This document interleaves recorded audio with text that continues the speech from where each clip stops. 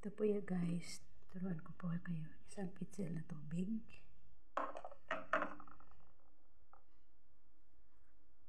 Lagyan konti ng saffron.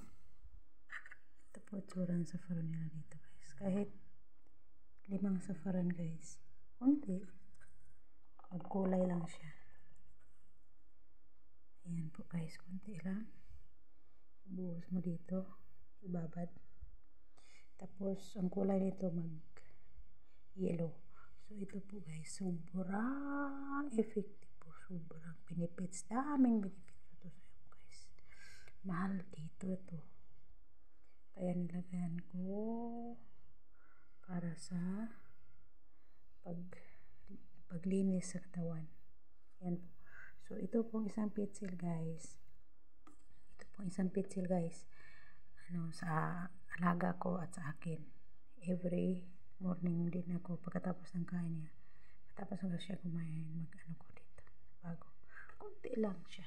Para hindi siya madaling maubos. Babad ko lang yan. Tapos maghilo na siya. Ayan po. Saffron. Lagay natin. Meron po na rin sa Shopee siguro.